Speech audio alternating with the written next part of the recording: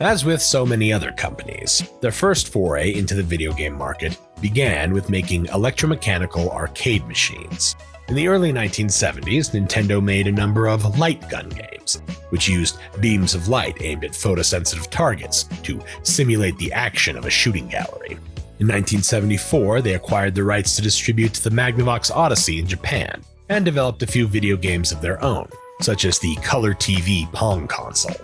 Despite some success in the nascent video game market, Nintendo wasn't exactly an industry leader. That would change in the 1980s. Two developments came at the start of the decade.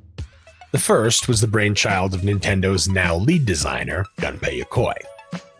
Supposedly, while waiting at a train station, he noticed a bored salaryman idly punching numbers into his pocket calculator to amuse himself. Pocket calculators had seen widespread adoption among business people in the 1970s. Using integrated circuits like those found in game cartridges, and with displays made of liquid crystals, or LCD, these relatively inexpensive devices allowed people to easily calculate math problems on the fly. Obviously useful tools for those with jobs that required math, they were also something of a status symbol, as were digital watches, which also had liquid crystal displays. Given that it was now normal to carry a decent amount of computing power around in one's pocket, Yokoi had an idea. Could this technology be used to entertain as well? Yokoi got to work, and on April 28, 1980, Nintendo released the handheld game Ball, which featured a juggler trying to keep several balls airborne at the same time. The LCD could obviously not produce graphics on par with a television set or computer monitor, but by highlighting different sections of the screen, the same way a pocket calculator highlighted different sections of its display to create numbers, Ball was able to offer a facsimile of movement and allowed people to play a simple but engaging game anywhere they went. Yokoi named this product line Game & Watch, as these devices also housed a digital clock. They were, quite literally, a game and watch. Ball sold around 250,000 units, and Nintendo would go on to produce around 60 Game & Watch products until the early 1990s, and has even revived the product from time to time with reissues. Viewers may recognize elements from some of these games from the Smash Bros. Character Mr. Game & Watch. Most of the games were similar to Ball, and played rather like Kaboom, requiring players to move their character or vehicle or what have you to avoid or capture other objects. Nintendo also released Game & Watch adaptations of some of their more popular franchises, such as Super Mario Bros. And The Legend of Zelda, but we'll get more into those games later. The Game & Watch was Nintendo's first major breakthrough into the world of video games, but it was their arcade game Donkey Kong that really put them on the map.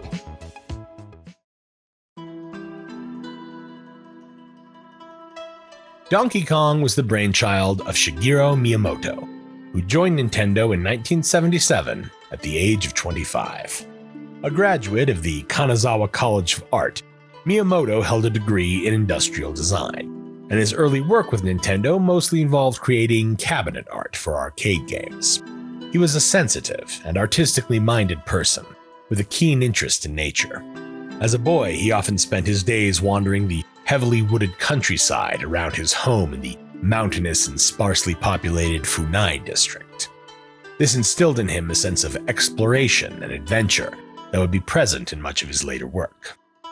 His easygoing nature often put him at odds with the stern and businesslike Yamauchi, yet Miyamoto's creativity, coupled with his boss's aggressive business sense, worked to eventually make Nintendo the top video game company in the world, a position it arguably maintains to this day. Now that Nintendo was an established video game maker in Japan, Yamauchi wanted to expand into the United States.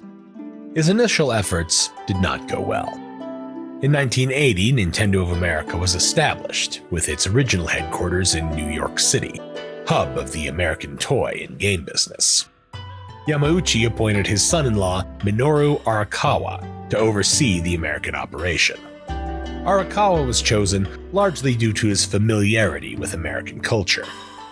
After graduating from Kyoto University in 1969, he attended MIT in Boston, earning a master's degree in civil engineering, and married Yamauchi's daughter, Yoko, in 1973. In 1977, the couple moved to Vancouver, Canada, where Arakawa worked for the Japanese Marubeni Corporation, overseeing the development of hotels and office buildings.